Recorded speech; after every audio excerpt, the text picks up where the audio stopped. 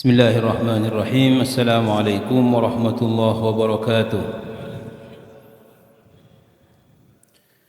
إن الحمد لله نحمده ونستعينه ونستغفره ونعوذ بالله من شرور أنفسنا ومن سيئات أعمالنا. من يهده الله فلا مضل له ومن يضلل فلا هادي له.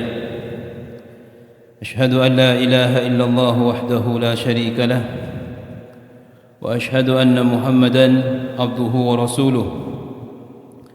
اللهم صل وسلم عليه وعلى آله وصحبه ومن دعا بدعوته ومن سار على نهجه. نوينا التعلم والتعليم والتذكر والتذكير والنفع والانتفاع والإفادة والاستفادة والحث على التمسك بكتاب الله وسنة رسوله والدعاء إلى الهدى والدلالة على الخير ابتغاء وجه الله ومرضاته وقربه وثوابه سبحانه وتعالى. أما بعد. Jamaah salat subuh Masjid Ar-Rayyan yang dirahmati Allah, alhamdulillah wa syukurillah, sampai pada hari ini kita mendapatkan nikmat dari Allah. Mudah-mudahan puasa kita diterima oleh Allah Subhanahu wa taala, dan mudah-mudahan nanti kita bisa masuk surga lewat pintu Ar-Rayyan. Insyaallah. Jadi seharusnya Ar-Rayyan itu orientasinya itu ke pintu surga. Jadi Ar-Rayyan itu pintu surga dimasuki oleh orang-orang yang berpuasa. Tapi yang puasa sunnah juga, yang banyak puasa.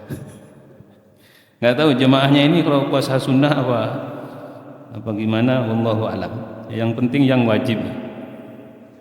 Nah, jadi Ar-Rayyan itu nama pintu surga, yang masuk lewat pintu ini orang-orang yang banyak puasa. Jadi selain puasa wajib, dan juga ya minimal sebulan 3 kali puasa sunnah. Mudah-mudahan ada korelasi, keterikatan antara masjid ini dengan pintu surga itu. Baik, insyaallah kita akan membaca lanjutan dari pembacaan kitab At-Tadhkirah, ensiklopedi kematian yang disusun oleh Imam Qurtubi, sampai pada halaman 88, masih dalam bab ruh seseorang tidak akan keluar dari jasad hingga ia diberitahukan akan hal itu. Jadi ruh kita ini akan keluar dari jasad, sebelumnya ada tanda-tanda. Tanda-tanda itu bisa berupa tanda kebaikan kalau dia husnul khatimah, bisa berupa keburukan kalau dia akan mati su'ul khatimah. Nah, mudah-mudahan kita yang pertama ini, karena mati itu kan pasti, mudah-mudahan ketika kita mendekatinya, kita mendekati dengan kebaikan dan sebaik mungkin.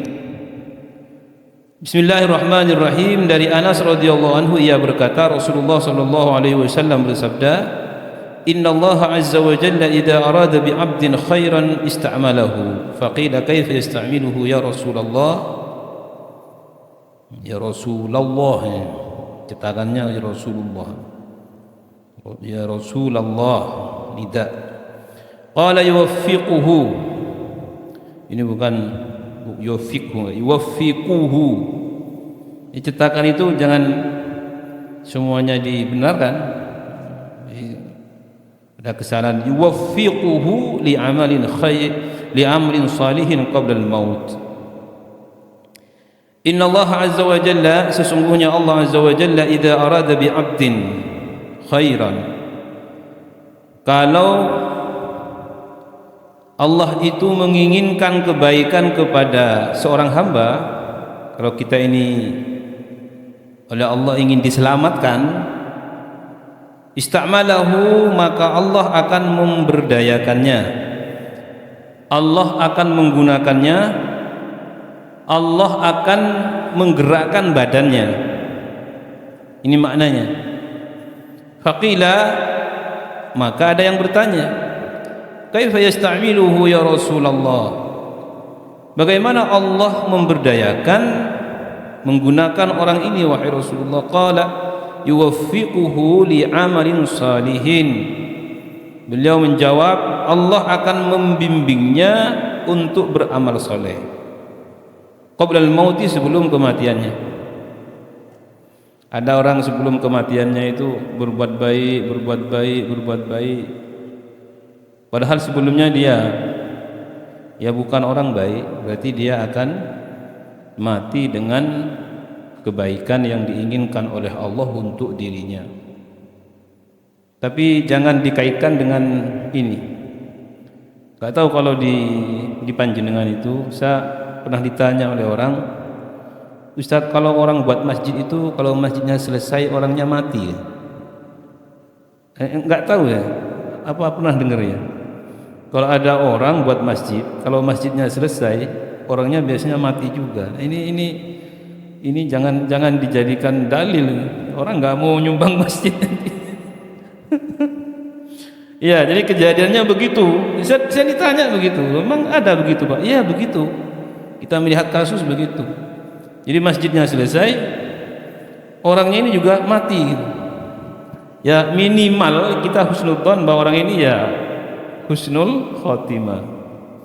Dan itu saya katakan bagian dari hadis ini sebenarnya. Ada orang tetangga saya, perempuan, dia itu kemarin umroh, baru dua hari nyampe Indonesia itu meninggal. Nah ini kan termasuk ini gitu. Jadi ketika dia akan mati kan sudah jelas, mati itu jelas, kamu akan mati tanggal sekian hari sekian, ya kan. Nah ketika akan sampai kepada ajal itu, Allah menggerakkan dia untuk umroh, dimudahkan oleh Allah untuk melakukan umroh. Nabi mengatakan al-umratu ilal umrati kafaratun lima bainahun. Antara umroh dengan umroh itu sebagai penebus, penghapus dosa di antara keduanya. Ini kan tandanya seperti itu. Jadi tandanya orang ini oleh Allah Subhanahu wa taala diberi kebaikan karena di akhir kehidupannya dia melakukan sesuatu yang bisa menghapus dosanya. Ya termasuk di bulan Ramadan ini. Termasuk ya mudah-mudahan kita panjang umur, nggak ada yang ingin mati kan.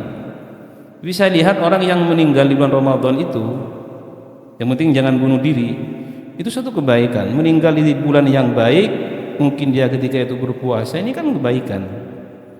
Ini mungkin masuk ke dalam makna hadis ini.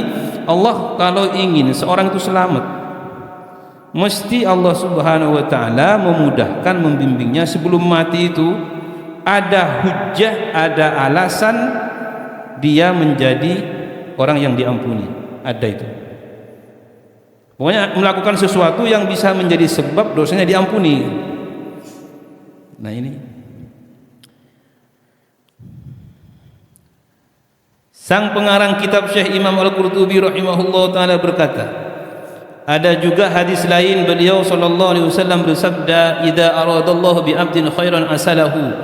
Ini hadisnya hampir sama, hanya bedanya yang pertama ista'malahu, yang kedua asalahu. Apabila Allah menghendaki kebaikan seseorang atau seorang hamba, maka ia akan menjadikannya umpama madu. Qalu, sahabat bertanya, ya Rasulullah, wa ma asalu wa ma asluhu? Ini benar. Wahai Rasulullah, bagaimana Allah menjadikan dia umpama madu? Qala Rasulullah bersabda, yaftahullahu lahu amalan salihan. Allah membukakan pintu amal soleh baina yaday mautihi, sesaat sebelum kematiannya, hatta yarda anhu man haulahu, hingga orang-orang yang ada di sekitarnya ridha kepadanya. Orang di sekitarnya ridha dalam mana, Masya Allah ya dia orang baik, alhamdulillah, Masya Allah, Insya Allah. Nah, ini kan ridha, dia orangnya baik, dia orangnya Masya Allah. Nah ini hadis yang kedua. Itu tandanya bahwa orang yang meninggal ini adalah orang yang dikehendaki oleh Allah menjadi orang yang selamat. Ini makanya alhamdulillah ciri-cirinya kita sudah ada kan, ciri-cirinya ada. Coba bandingkan kita dulu dengan ketika muda, usia-usia 20, 30 sampai 40 itu kan usia krusial di situ. 30 sampai 40. Alhamdulillah sekarang usia berapa? 50, 60, insyaallah lebih baik kan ya. Atau tambah parah. Insyaallah lebih baik, lebih ya sadarlah. Ya. Dan dari Qatadah rahimahullah dalam tafsir firman Allah farauhu wa raihanu wa jannatu na'im, dalam surat Al-Waqi'ah itu di terakhir ini, dan di terakhir surat Al-Waqi'ah itu menyebutkan 3 golongan. Fa'amma in kana minal muqarrabin farauhu wa raihanu wa jannatu na'im. Jadi di surat Al-Waqi'ah di terakhir itu disebutkan 3 golongan. Yang pertama al-muqarrabin, cirinya farauhun wa raihanun wa jannatu na'im, baginya kegembiraan dan rizki yang baik. Ini sepertinya tidak begini artinya. Ini farauhu wa raihanun itu benar kegembiraan, wa jannatu na'im dan surga na'im, atau ini mungkin memaknai rizki yang baik, surga na'im. Qatadah rahimahullah ta'ala berkata ar-rawh adalah rahmat Allah, sedangkan ar-raihan kabar gembira dari malaikat saat kematian. Jadi orang-orang yang masuk dalam golongan al-muqarrabin farauhun, dia berada di dalam rahmat Allah, wa raihan dan mendapatkan kabar gembira dari malaikat pada saat kematiannya. Pada saat kematiannya. Nah, pada saat malaikat memberi kabar gembira itulah keinginan kita untuk tetap hidup itu tidak ada. Kalau sekarang kan kita ingin hidup panjang kan. Insyaallah termasuk saya, kalau ditanya mau mati atau mau masih hidup, seneng ya. Nah, ketika malaikat memberi kabar gembira bahwa tempatmu lebih baik daripada dunia, itu pada saat itu berubah. Kita itu lebih baik mati daripada hidup. Nah, ini orang yang baik itu jadi situ. Berbeda dengan orang yang buruk, malah dia ingin kembali lagi untuk memperbaiki diri. Dari hadis Abu Hurairah radhiyallahu anhu dari Nabi sallallahu alaihi wasallam bersabda, jika seorang mukmin hendak meninggal, maka para malaikat mendatanginya. Ini dari Abu Hurairah.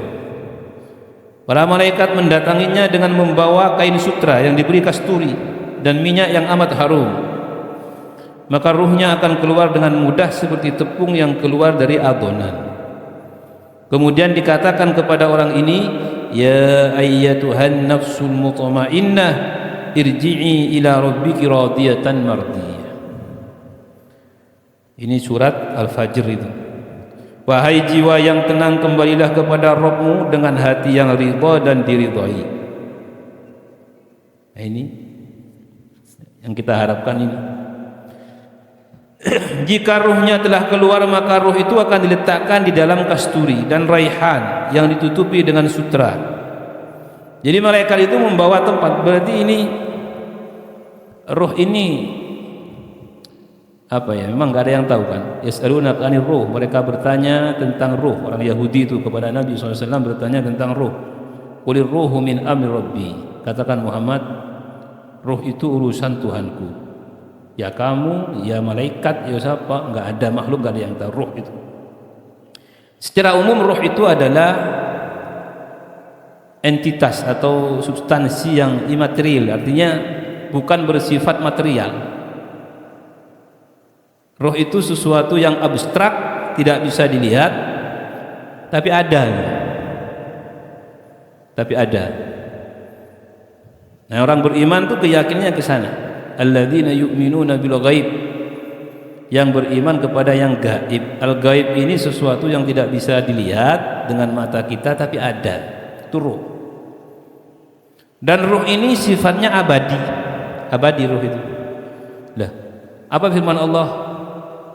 Makna firman Allah, kullu man 'alaiha fan, setiap yang ada di atas Bumi ini akan fana, akan sirna, akan mati. Itu artinya kematian ketika ruh ini terpisah dari jasad. Tapi di antara sifat ruh itu abadi.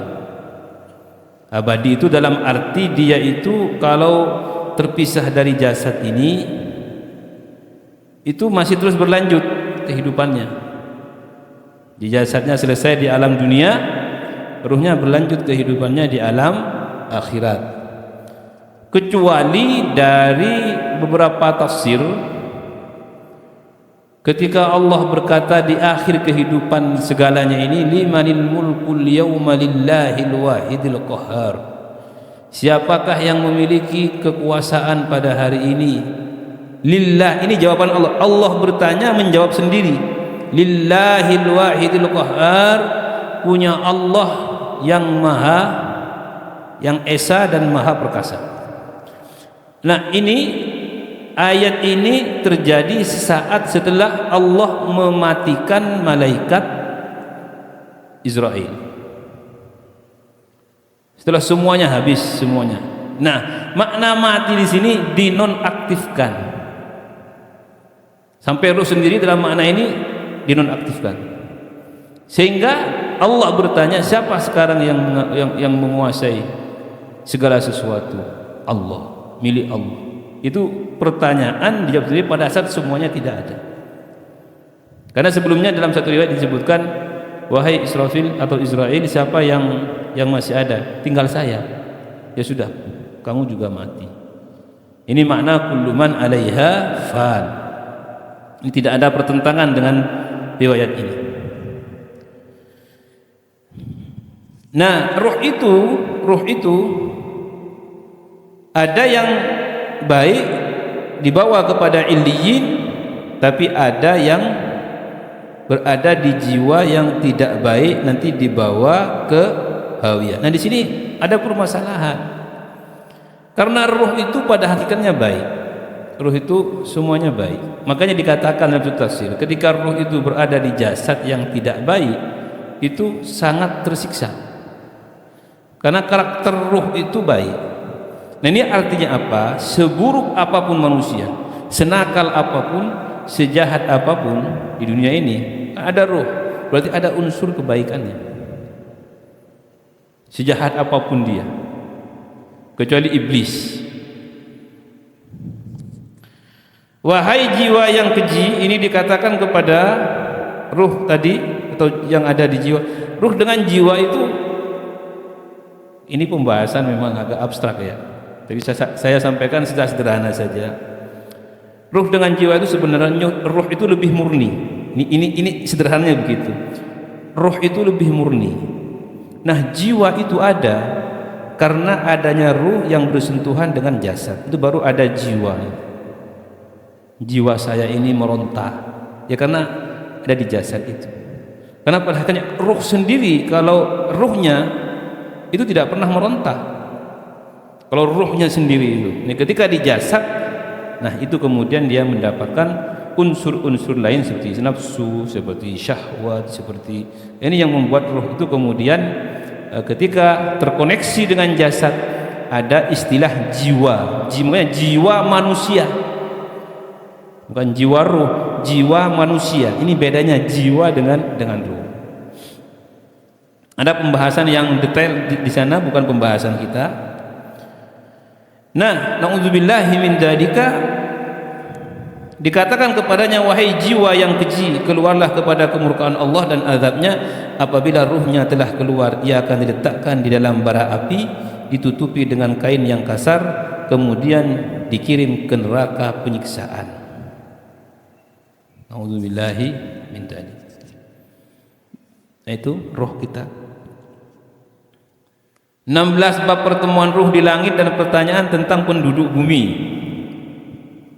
Nah, ini kita ngaji begini biar paham kan, dan biar sadar bahwa ini akan terjadi, sehingga walaupun kita takut, kita mungkin khawatir, ya minimal kita bisa menyikapi, ketimbang kita lari nggak mau tahu, oh nanti terserah nantilah mau mati di mana. Enggak, orang yang Orang yang tahu itu beda dengan orang yang tidak tahu. Hadistawil ladzina ya'lamuna wal ladzina la ya'lamun. Tidak sama. Orang yang tahu dengan yang tidak tahu itu beda. Dari Abu Ayyub Al-Ansari radhiyallahu anhu, ia berkata, ini kalau saya lihat semuanya rata-rata perkataan sahabat. Kalau perkataan sahabat itu namanya mauquf. Kalau diangkat kepada Nabi, aku mendengar Nabi, itu namanya marfu. Kalau hanya sampai di tabi'i itu namanya maqtu. Itu istilah mustalah hadis. Dari Abu Ayyub Al-Ansari radhiyallahu anhu, ia berkata, apabila ruh seorang mukmin diambil atau wafat, maka ruh itu akan bertemu dengan orang-orang yang mendapat rahmat dari Allah, dari hamba-hambanya. Jadi ada pertemuan. Kalau panjenengan baik, setelah mati itu tidak sendirian. Nah ini kan perlu kita misalkan begini, nanti di alam kubur sendirian terhimpit. Ya kalau nggak selamat, iya. Tapi kalau kita ini selamat, diampuni dosa-dosa oleh Allah. Ya, dalam riwayat mauquf dari Abu Ayyub ini, kita akan bertemu dengan hamba-hamba Allah yang juga selamat.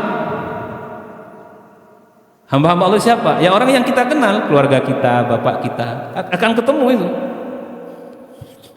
Ini bukan dari saya, ini saya juga ngaji begini kan. Ya, dari kitab ini nanti dilihat lagi.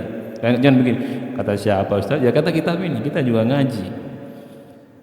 Mereka akan menyambutnya, menanyainya, bertanya, dan mereka akan bercengkerama satu sama lain. Oh sudah mati kamu ya, sudah keluar di dunia. Iya bang, gimana ini? Iya. Ditanya, lihatlah saudara kalian, biarkan ia tenang terlebih dahulu, sesungguhnya ia benar-benar dalam kesusahan. Ini mungkin di awal-awal, karena akan ditanya dulu. Jadi kita di awal-awal mati itu kan bertemu malaikat kan, didudukkan dan ditanya ini tanya. Jadi Allahu alam, ini saya juga tidak bisa berpanjang lebar karena urusan yang ya saya sendiri kan juga nggak tahu. Tapi yang jelas hadisnya, orang mati itu pertama kali itu akan ditanya oleh malaikat. Jadi di sini disebutkan, lihat saudara kalian ini, biar dia tenang dulu, dia masih dalam kesusahan. Artinya biar dia menjawab pertanyaan dulu. Mereka akan menyambutnya dan menanyainya apa yang dikerjakan oleh fulan, apa yang dilakukan oleh fulana, apa ia telah menikah. Nah ini, kok ini urusan kembali ke dunia ya. Jadi yang kita meninggal, ketemu bapak atau kakek kita kan ya, gimana anakmu di dunia sudah menikah? Nah, ini kata Abu Ayyub begitu. Jadi iya, dia masih hidup, dia sudah tunangan, oh dia sudah punya anak, subhanallah, berarti ada koneksi, subhanallah. Apa yang dikerjakan fulan, apa yang dilakukan fulana, apa ia telah menikah. Apabila ia ditanya tentang seorang yang telah mati mendahulunya, maka ia akan menjawab, ia telah celaka. Ini maknanya kalau yang tadi yang datang baru mati itu nanya kepada yang pertama itu, loh dulu itu yang meninggal tuh ada. Nah itu apa jawaban dia? Dia akan menjawab, ia telah celaka. Kalau yang ditanya itu adalah orang yang tidak baik, misalkan kita punya teman, mudah-mudahan kita ini semuanya baik-baik saja. Kita punya teman nggak baik ya, yang di sini baik-baik semua insya Allah. Kita kan teman yang tidak baik itu kan mati duluan. Setiap kita ini mesti punya teman tidak baik, mesti itu. Ya termasuk saya punya teman tidak baik ada. Ada tidak baik, nakal orangnya ada. Ya ini kita akan nanya dia, kemana itu fulan, kan mati duluan, kemarin pas Covid mati, kemana? Dan jawabannya apa? Ia telah celaka. Nah, kan? Berarti kalau celaka tidak bisa bertemu. Maka orang ini yang selamat, ini kan orang selamat nanya ke orang yang selamat, mana? Saya punya teman mati, misalkan pas Covid itu, kemana dia? Aduh, dia celaka. Maka berkatalah inna lillahi wa inna ilaihi raji'un. ia dikirim ke neraka hawiyah, sungguh buruk tempat kembalinya. Lalu ditampakkan kepada mereka amal perbuatan. Jika mereka mendapati amal kebajikan, maka mereka gembira. Ya Allah, ini merupakan nikmat darimu kepada hambamu, maka sempurnakan nikmat itu. Jika mereka mendapat amal keburukan, mereka mengatakan, ya Allah, kembalikanlah hambamu. Artinya ingin kembali hidup di dunia. Subhanallah. Jadi ada koneksi, Pak, dengan orang-orang yang masih yang sudah meninggal itu ada koneksi. Dari Abdurrahman bin Jubair bin Nafir bahwa Abu Darda radhiyallahu anhu ia pernah berkata, sungguhnya amal perbuatan kalian akan ditampakkan kepada orang-orang yang telah mati dari kalian. Ini kita kalau belum mati sekarang lah. Perbuatan kalian akan ditampakkan kepada orang yang sudah mati. Ini bukan hadis ya, Pak. Ini mauquf. Abu Darda ini sahabat Nabi. Kalau sahabat mengatakan sesuatu, pasti dia akan mengambil dari Nabi. Tapi kan tidak mengatakan ini dari Nabi, karena sahabat tuh hati-hati. Kalau nggak benar-benar valid itu nggak bisa. Misalkan saya ngaji kepada Rasulullah, sahabat ngaji ke Rasulullah, pernah mendengar saya Nabi itu mengatakan akan ditanya. Beliau nggak berani menyebutkan dari Nabi, nggak berani. Jadi ini maka kemudian muncullah mauquf itu. Nah, kita ini jangan terlalu berani, hati-hati. Oh, itu kata Nabi itu, enggak, hati-hati. Takut masuk ancaman. Man kadzaba alayya muta'ammidan falyatabawwa maq'adahu minan nar. Orang yang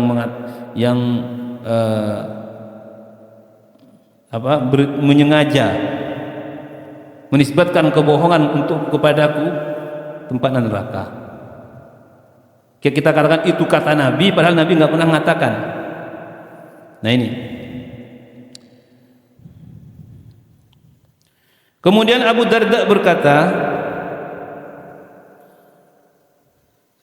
ya Allah, aku berlindung kepadamu dari beramal yang akan merendahkan Abdullah bin Rawaha. Aku berlindung kepadamu dalam riwayat lain dari amalan yang menghinakanku di hadapan Abdullah bin Rawaha. Apa kaitannya dengan Abdullah bin Rawaha ini? Ini Abdullah bin Rawaha ini orang tuanya dari atau saudara ya dari Abu Darda ini. Dia kurang, sama-sama sahabat. Abdullah bin Rawaha ini juga sama-sama sahabat, tapi sudah meninggal gitu. Jadi dia malu kalau sampai dia melakukan sesuatu yang bisa merendahkan dirinya di hadapan Abdullah yang sudah meninggal itu. Dari Utsman bin Abdullah bin Aus bahwa Said bin Jubair pernah berkata, mintakan izin untukku menemui putri saudaraku, ponakannya. Jadi Said bin Jubair punya keponakan. Keponakannya ini adalah istri Utsman. Adalah istri Utsman, putri Amr bin Aus. Maka ia mengizinkan. Lalu Said menemuinya dan berkata, bagaimana suamimu memperlakukanmu? Jadi begini sederhananya, Said ini menikah dengan putrinya Amr bin Aus. Ya, Amr bukan bin Aus, bin As ya. Amr bin As. Amr bin As ini saudaranya Amr bin As ini pamannya Utsman gitu lah. Gitu kira-kira begitu. Mungkin panjenengan paham, yang megang kitab paham. Intinya begini, ada seorang paman menanyakan keadaan keponakannya yang menikah gitu.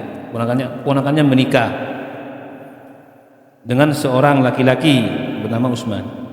Said bertanya kepada keponakannya, Utsman itu bagaimana memperlakukanmu sebagai istri, bagaimana, kasar atau gimana, atau paham gak? Ia menjawab, ia memperlakukanku dengan baik semampunya. Kata istrinya, oh enggak kok, Utsman itu suami yang baik. Kemudian dia menoleh kepadaku, kata Utsman, karena ini kan yang cerita Utsman. Utsman punya istri, istrinya ini punya paman gitu. Nanya pamannya ke istrinya, Utsman itu baik apa enggak? Kata istrinya Utsman baik.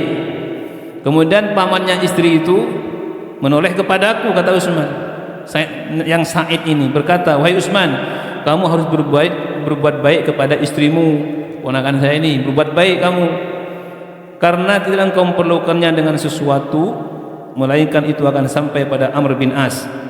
Kalau kamu kasar pada istrimu, ayahnya yang meninggal itu tahu. ini kan hati-hati ya.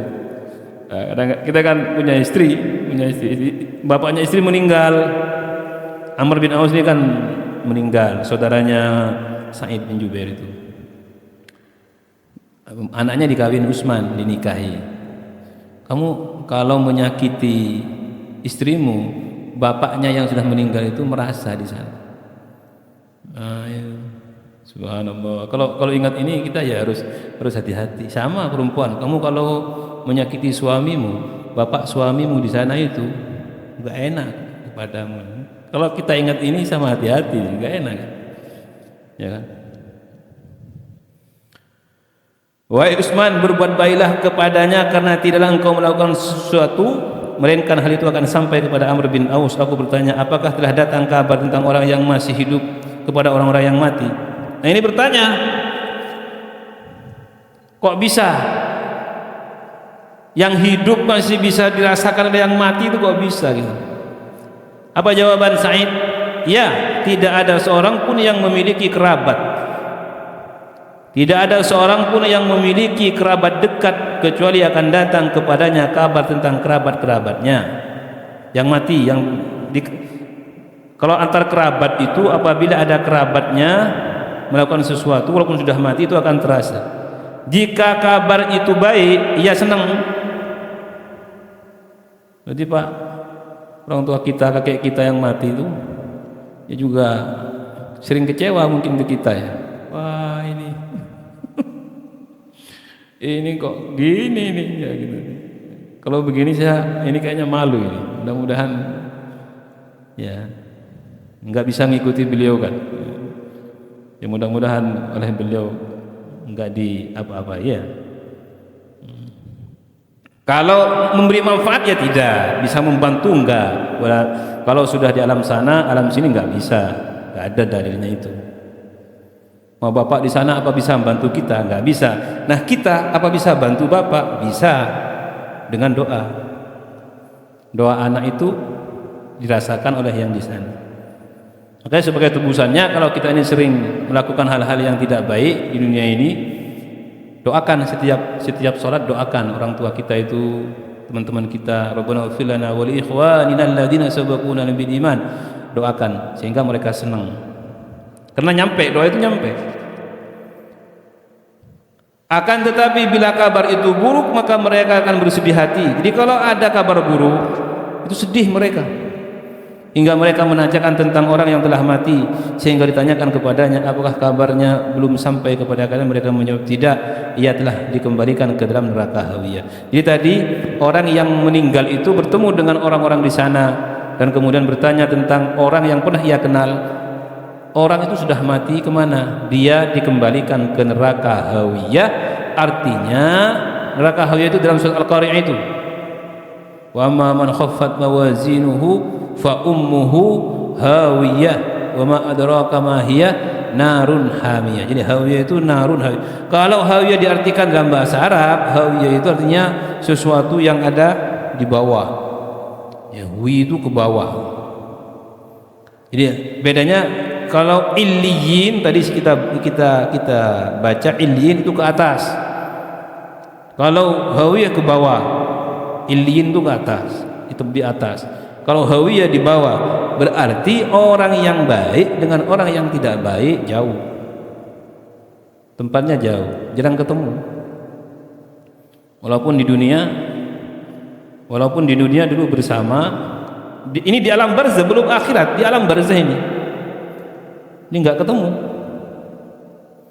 Makanya mudah-mudahan kalau kita mati ini, andaikan kita dipertemukan dengan arwah mereka itu di sana di alam barzah, dipertemukan dalam keadaan baik, diterima oleh mereka orang-orang baik itu. Enggak terasa. Kita sampai pasal ini. Dari Al-Hasan Al-Basri, seorang tabi'i besar, rahimahullah, ia berkata, jika ruh seorang mukmin dicabut, maka akan dibawa ke langit, lalu akan bertemu dengan arwah orang beriman. Ini kalau baik. Seorang mukmin kan, mukmin beriman baik. Mereka akan bertanya, apa yang dikerjakan oleh fulan? Ia akan berkata, apa kabar tentangnya belum sampai kepada kalian? Mereka berkata, tidak demi Allah, kabar tentangnya belum sampai kepada kami. Maka dijawab oleh mereka, ia kembali menuju neraka Hawiyah. Itu sungguh seburuk-buruk tempat. Ini sebelum akhirat sudah ada Hawiyah ini. Sudah ada Hawiyah. Jadi kalau ruh seorang mukmin itu dicabut, dibawa ke langit, dan ia akan bertemu dengan orang-orang yang beriman. Sebaliknya kalau dia orang buruk, juga dibawa ke sana, tapi dia akan diarahkan kepada Hawiyah. Subhanallah. Ini yang kita harapkan kepada Allah. Mudah-mudahan kita ini diampuni dosa-dosa kita. Ya, kan kematian itu Pak enggak ada yang bisa menebak. Mungkin di Ramadan dulu tahun lalu kita masih bersama beberapa orang. Nah, hari ini mungkin sudah sebagian sudah tidak ada, 1-2 dari saudara kita. Saya kemarin tanggal 8 itu jemaah saya meninggal. Aktif beliau kalau ngaji itu. Iya, aktif. Saya tanya, kok sakit Pak? Karena orangnya agak pucat. Oh enggak Ustaz, biasa Ustaz, orang tua begini biasa. 3 hari meninggal. Karena kan kayaknya kan beda. Orang itu kan kalau mau mati kan beda kan. Iya. Beda Pak kalau kelihatan beda. Tapi ini wajah-wajah panjang umur semua ini. Beda, saya merasa khususnya mata itu beda. Ya kita nggak tahu kan. Tapi kalau saya jenguk orang sakit, mau di rumah sakit atau di rumahnya, atau dia hadir jemaah gitu, itu kadang di hati itu muncul. Ini kok kayak dulu yang mati itu orangnya gitu. Kecuali mati kecelakaan enggak. Kalau orang mati begitu itu kelihatan matanya itu kayak apa ya? Kayak kosong, banyak kosongnya itu loh. Kayak semangat itu berkurang gitu. Enggak berapi-api. Ini semangatnya berapi-api. Ya, ini orang semangat itu biasanya panjang umur ya. Kecuali kecelakaan, kecuali apa ya. Subhanallah. Jadi itu tanda-tanda yang bisa kita lihat. Kalau saya pribadi terus terang Pak, saya ya ini kan memang ada ini hadis-hadis ini mauquf. Kalau saya melihat orang itu dari kalau mau mati dari matanya intinya kosong. Walaupun dia mungkin hadir bersama sehat, orang ini kok kayak kosong matanya. Mudah-mudahan. Tapi ini matanya nggak ada yang kosong ya. Mikir sesuatu. penuh dengan pikirannya. Gimana Pak?